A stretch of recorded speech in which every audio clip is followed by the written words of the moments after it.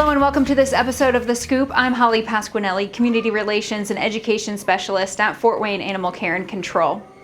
2020 was a year like no other. The global pandemic impacted every person and every community, and every program in those communities, like the ones here at the shelter. In this episode of The Scoop, we'll catch up with each department here at Fort Wayne Animal Care and Control to learn how the pandemic impacted the staff and the programs. We'll also take a look at new life-saving programs launched in 2020 and what changes made in response to the pandemic are going to be sticking around. Fort Wayne Animal Care and Control is the largest open access shelter in Northeast Indiana. And as an open access shelter, we cannot turn away an animal for any reason. As a public safety agency, Fort Wayne Animal Care and Control had to make quick changes in early 2020 to still provide essential services. So I think the initial impact that we had when COVID first hit was how were our customers going to do business? So we really had to pivot pretty quickly on how do we still get animals adopted, yet still functionally and safely perform our duties. At the announcement of the stay-at-home orders in March, Fort Wayne Animal Care and Control decided to close its adoption center for the duration of the mandate, relying on people in the community to open their homes during those uncertain times. On the last day the adoption center was open, the community showed up in a big way, and every adoptable animal went home. For some of the animals not ready for adoption, we needed foster families. We were very scared when it first started. We weren't sure what to expect, just like the rest of the country. The awesome thing is we had an influx of foster homes reach out to us. And again, we were kind of a little bit hesitant, is this only going to last during the stay-at-home order? Kind of what are we dealing with? But when we first had our lockdown, we sent many animals to foster. So a lot of the times dogs, cats, kittens, small animals even, and that was kind of outside of our comfort zone. And it worked out phenomenally. So the awesome thing is many fosters who came on during COVID have continued to foster for us, which is awesome. So I think, again, it was just that other push that they needed to just dip their toes in, and many of them love it. And I think we've gotten lifelong fosters from it. With animals going to foster to wait out the stay-at-home order until the adoption center could open again, essential staff still reported to work every day to care for the animals still coming in. Each day, trying to learn more about the virus gripping the country and how it might impact the animals. One of the things in the beginning of COVID was nobody was really sure whether or not animals were part of the COVID spectrum. Were they going to transmit it? Were they going to catch it? So we're here every day kind of living in the unknown because we're public safety, so we're still going to operate every day, not knowing if the animals that we're handling are going to have COVID, not have COVID, or transmit it to us. And that was really hard because we also were concerned as stuff started coming out down the road, we all realized animals weren't really a core piece of the COVID spectrum. So then it became making sure the misinformation wasn't out there, that people weren't turning their animals in because they thought their animals were going to catch COVID or give them COVID. So that kind of became a little bit of an uncertainty in the beginning of COVID. We asked anyone considering surrendering their animal to the shelter to hold on just a little bit longer through that stay-at-home order. We did what we could to keep animals out of the shelter. And to limit face-to-face contact, the Enforcement Division focused on education and handling what calls they could over the phone. Minimize the amount of time they're out in the field. We kept them from going into people's homes unless absolutely necessary, maintain their 6 distance. So we did look at our activities and we prioritized them on what could be field responses, what could be done over the phone. Normally would have been in-person responses, but we minimized those and got those down to where we could do as much over the phone and minimize contact with the public. When the stay-at-home order was lifted, it was important to get the adoption center open so the animals that kept coming in during that time had an outlet to leave.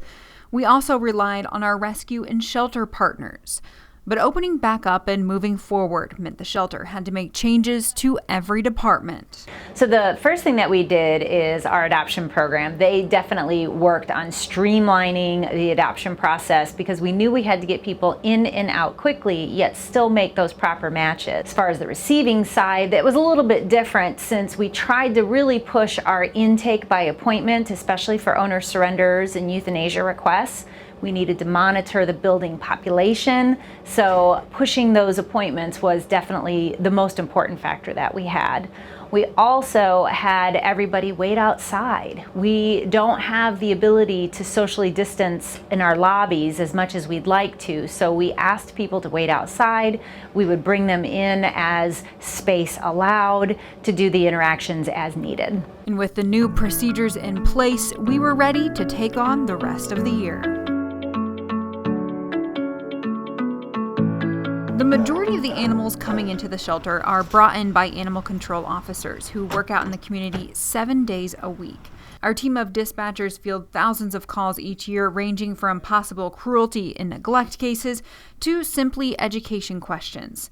And in 2020, our team of officers were dispatched to 18,000 calls. We have 11 officers who are full-time. I also have a 12th officer who is a field coordinator, so he does more work in the office, but he's there to help when the volume requires him to be off or staffing does. In 2020, 6,000 of those calls were high priority calls that we responded to, which is your neglects, dog and cars, malicious, welfare alerts, so we went out and checked on those. And we issued, out of those 18,000 calls, only 2,000 citations for citizens. The most common reason pets come to the shelter is because we're not able to contact their owners if they get lost. In 2020, 4,600 animals came in as a stray.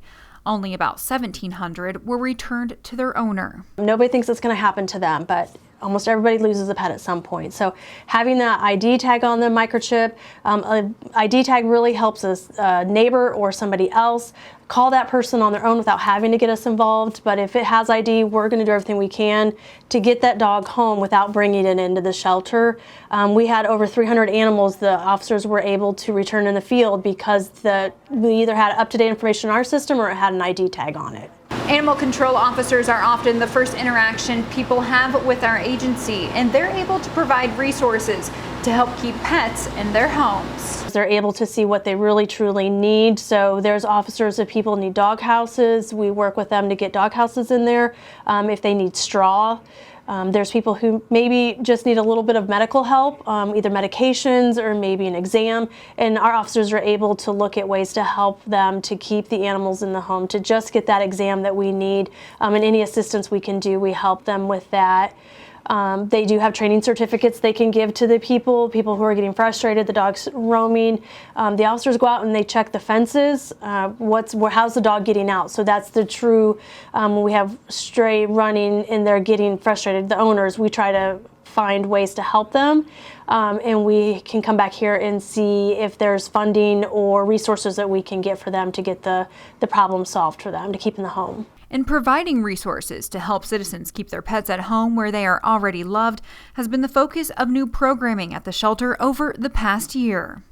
What we have found is that people truly do love their pets, and oftentimes they'll sacrifice themselves to give the animals what they need.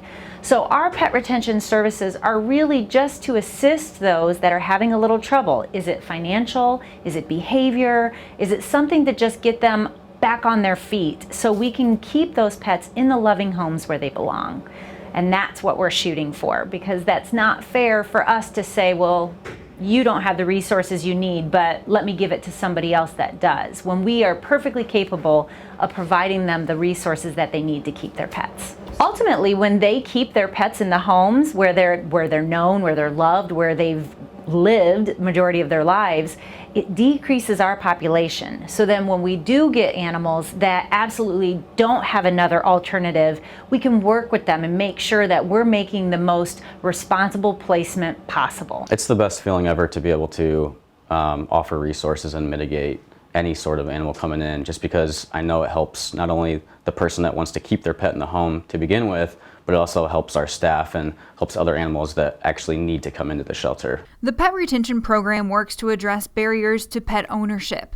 Looking at the data going back several years, we identified barriers to pet ownership, the reasons people surrender their pets to the shelter. Often the reasons for surrendering come down to lack of access or knowledge of where to go for low-cost vet care.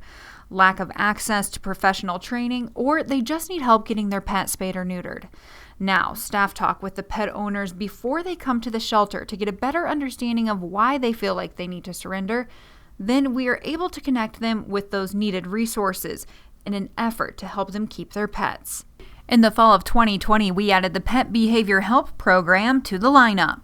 Our pet retention program is still relatively new, and we're still kind of looking at where we need to devote resources for that. But one area where we're struggling a little bit in having a positive outcome for animals is our difficult to place dogs. And those are dogs that come to us with some behavior issues.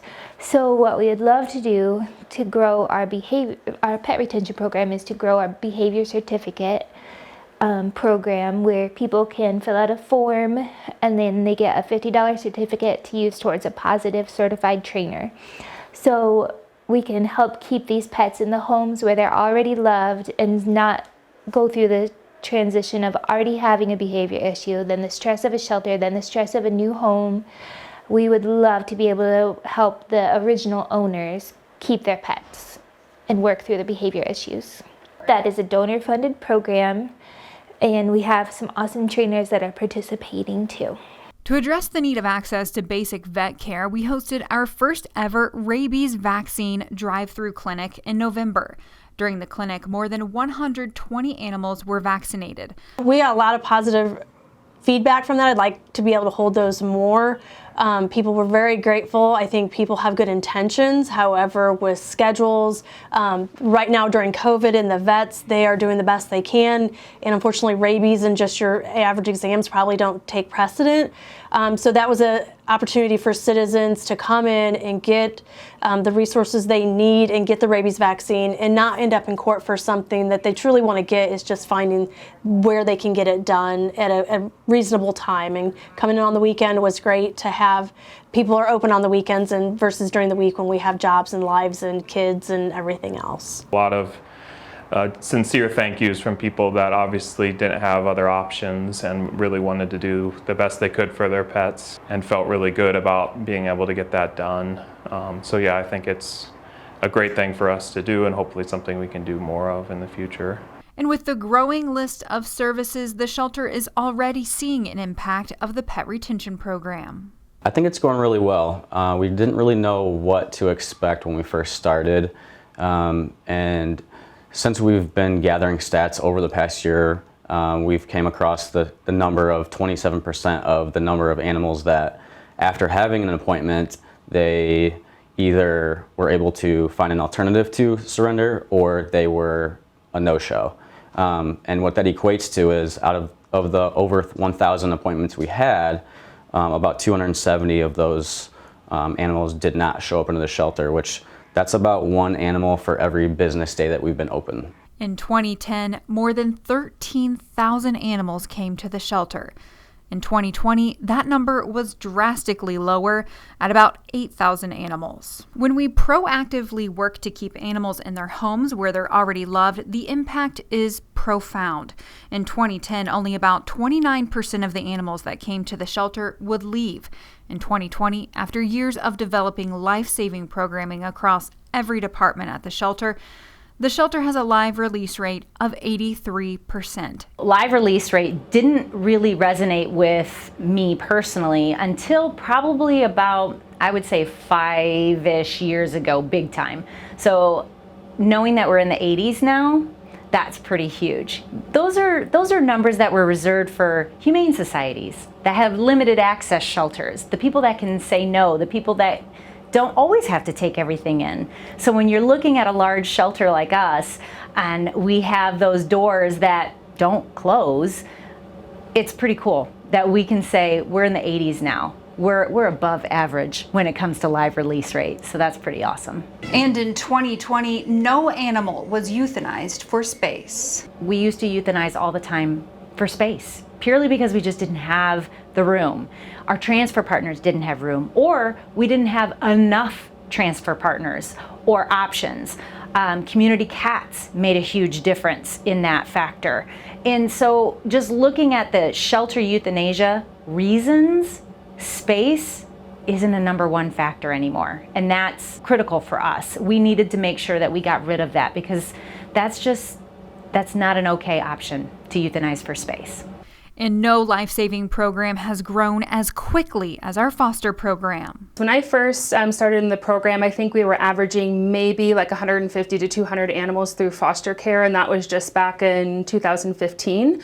Last year, we had a record-breaking number and sent over 1,200 animals out to foster, which was amazing for us. So a huge, huge increase. Over the past few years, Emily Smith has made several changes to the program to help it grow to what it is today.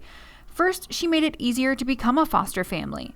And with more families willing to open their homes to a foster animal, more lives are able to be saved. We used to have a lot of hurdles when I first took over the foster department. Just a few years ago, you had to be a current volunteer, had to put in 40 hours of volunteer time, and realistically, a lot of our fosters aren't able to do that. You know, people that can help us do work full-time as well. So what we did is made our process super simple. We do have a foster application, and again, that's just us getting to know a little bit about our current foster situation. You know, how many people are in the home? Do they have current pets? They're actually able to select what they're interested in fostering, so that helps us narrow it down a little bit. And then we have a closed Facebook page for our current fosters to where we post all of our animals needing foster, and so they're able to see before committing, if that makes sense. So they can browse if they're kind of on the verge about it and they keep seeing that cute face in their timeline as they're scrolling. Sometimes that's just enough to get them to click that and say they're able to take that animal.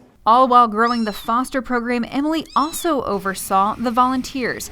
But because of the growth of fosters, that position became two. Overseeing, 200 volunteers on top of 200 foster homes, and those 1,200 animals that we saw in 2020 played a big toll on me. So luckily, I work for an organization that supports that growth.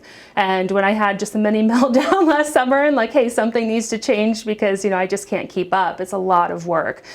So because of that, I'm super grateful. The foster coordinator position was created. I gladly accept that part of it. I feel like this program's my baby, and I grew it from pretty much the ground up, so I'm super passionate about it. From cleaning kennels in our adoption center to caring for our adoptable animals in off-site locations at local pet stores, the shelter has more than 230 volunteers helping care for the animals waiting for their forever homes at the shelter. Chuck Shu has spent many years as an animal care specialist and was hired to fill the role of volunteer coordinator in early 2021. I may be new to this position, but I've been here at the shelter about 7 years. I've just been in a different spot back in the back with the animals. So I bring with me a lot of experience and knowledge on where there might be new needs for volunteers. Volunteers even help in surgery, where the medical team had a busy year. With an overall decrease in the number of animals coming to the shelter, the medical team was able to focus more on in-depth medical care. In 2020, one of the things that we saw an increase in doing in our programming was sending animals out to foster with medical issues. One of our larger areas was, of course, kittens. So we sent a lot of kittens out with ringworm and also upper respiratory infections. So the fosters helped us treat both of those infections, both ringworm and upper respiratory. In fall of 2020, the medical team celebrated 1 year working in the new medical suite, performing more than 3,500 surgeries. So COVID definitely affected us mostly in the first quarter, a little bit of the second quarter of 2020. If we look at our surgery days, they really dipped from March through May of 2020. Even with that, we can see in our numbers that I think we were about 500 more total surgeries and fewer surgery days because of COVID. So you can just see how it affects our efficiency and how many animals we're able to get through on a day in, day out basis. And really cats is where our numbers bumped up, and I think that correlates with what you see with the foster numbers. Those numbers were a lot higher, so they ultimately end up here. And that's where we saw the big bump up in numbers this year. Looking at the stats, it's 97% spay neuter, and that's mostly dogs and cats with some rabbits. That other 3% is made up by a pretty large variety of procedures. A lot of eye surgeries, so we do cherry eye surgery, eyelid abnormality surgeries, and then obviously with our numbers, especially with cats, we'll see a lot of eye injuries or infections that can't be salvaged, so removing the eye so that they can get back to a comfortable place. Same thing with limbs. If we have really severely fractured or injured limbs, we do amputations, mass removals, those type of things. And in 2020, medical care at the shelter was bolstered by a $50,000 grant from Petco Foundation to purchase an X-ray machine. I don't even know how to explain the positive impact the radiology machine has had on our shelter. We no longer have to call a veterinarian, schedule an officer to transport one of our animals that's injured over to a veterinarian and then wait to receive the radiographs. Now we're able to just process stuff just straight away, and we can figure out what's wrong with the animal right when they're here with us or right when they're coming out of surgery. And it's just been a really positive thing that's happened in 2020 is having our radiology equipment here. A lot of times we'll catch something on surgery day that we'll want to have that answer or have that information, and it's nice to be able to just take them next door after surgery or before surgery for to take some radiographs rather than having to send them off site. So we also, are doing more just because of the convenience of it. And things like heartworm disease, which we really work up and treat fully here, we can now take chest x-rays very easily early on to see kind of what stage they're at. So we're utilizing it a lot. Being able to assess and treat animals quicker limits their time at the shelter. In 2020, the average length of stay, or the time the animal comes into the building until the time it returns to its owner or is adopted out, was 7 days. We know that the less time an animal spends at the shelter, the better. And while we do all we can to make their stay here as comfortable as possible, it's a stressful place to be. To better understand how their time here impacts their behavior, every staff member in the shelter went through extensive training to better reduce the stress, fear, and anxiety for animals in our care. For fear-free for us is recognizing that behavior matters in these animals and their experience matters with us. So their experience in being at the shelter or being at the veterinarian really does impact them as an overall animal, and that they can remember trauma, and that they do know when they walk into a veterinary clinic or a shelter that it smells weird and it could trigger trauma where they've been held down or over restrained, and there are so many more techniques and drug therapies out there that help these animals in dealing with their fear, because it's not necessarily natural for them to be prepared to walk into a veterinary clinic with 10 dogs barking or walk into a shelter and be in our kennel system. That's not necessarily normal. Most of us actually completed the fear-free for shelters during the COVID process, so it was kind of a blessing in disguise, because one of the biggest things that we found was that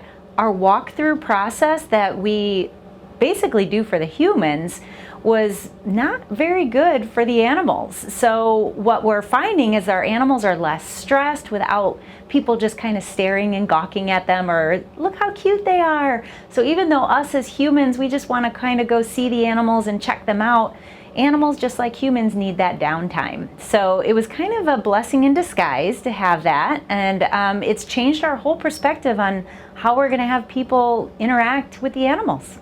And it just so happened the changes made to reduce the risk of COVID also benefited the animals. Well, COVID really changed the adoption program. We have a few of our key elements still in place. We're still first come, first serve.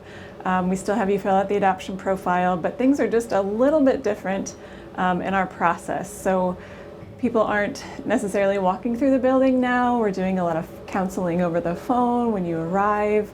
And that's really kind of helped, steer people in a good direction of what they're looking for in an animal, and the animal that we can connect them with is the right fit for them. For the animals, it's been really great to not have as much foot traffic through the building. For them to continuously see new people day after day can be a little bit stressful. So having the environment a little bit quieter has been really helpful for them. We did see an initial spike in adoption in the spring and early summer due to more people staying at home. The public actually responded really well with all the time that they have at their home. Getting an animal at that time and helping the animal transition is perfect.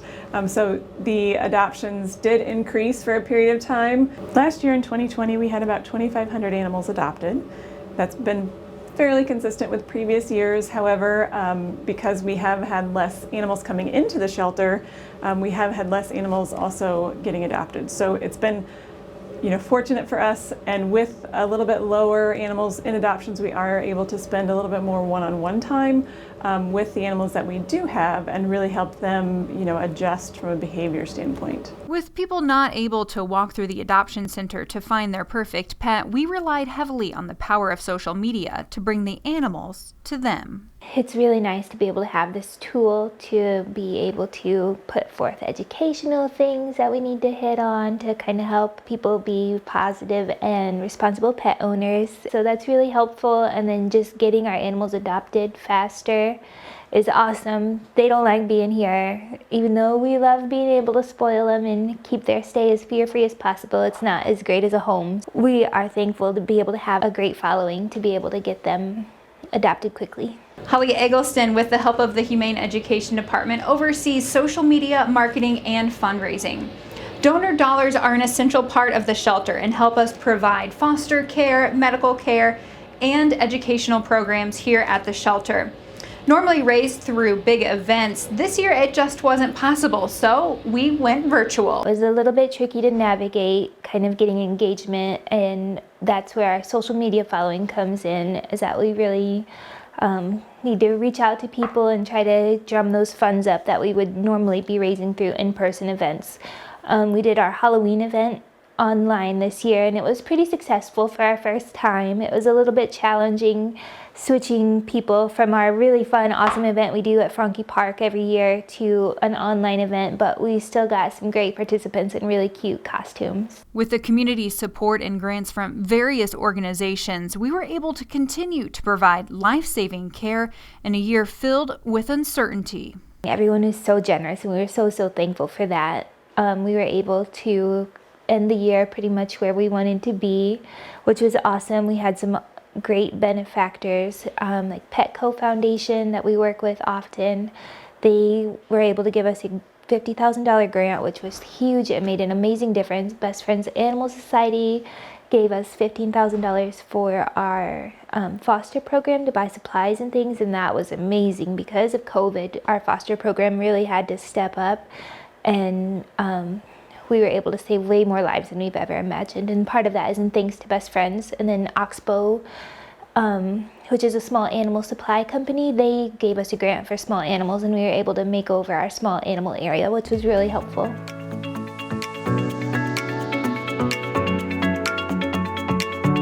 2020 was a year that tested every program and person, but along with the challenges, there were triumphs. We started new programming, we saved a record-breaking number of lives through foster, and we have a lot more planned for 2021. Our focus is going to continue to grow our pet retention services. We know that in our community there's still a need for lower cost options of vet care. We have a coalition partner that does an amazing job at providing as much wellness as possible. They're limited as well. So having another option, having another resource is what we're going to be doing. The difference is, though, we are going to be providing the solutions to the, let's say, ordinance violations that we see in our community. So my goal is to have our officers, when they go out on a complaint, if they see concerns or things that need addressed, not only are we there to educate them, but we're going to provide them solutions to those problems. So in essence, not only are they able to fix those problems, but they ultimately keep their pets. One of my hopes going forward is that we are able to create some community partnerships with local veterinarians, which means we would assist clientele that were at the vet with minor medical issues, and hoping that we can really build on that relationship and see where it leads us, as well as getting back into our community with a lot more outreach programming as well. Because some people do work Monday to Friday, normal work hours. It's hard for them to come in and actually volunteer. So hopefully expand some hours so they have better chances of coming in. One thing we are going to really hit on hard this year is making sure that people have ID on their pets, and that their information with us and their veterinarian is current. To see more highlights from 2020 and more of the 10-year comparison numbers, head to fwacc.org. There you can also learn more about our volunteer and foster programs and learn how to adopt. Thanks for watching this episode of The Scoop. I'm Holly Pasquinelli.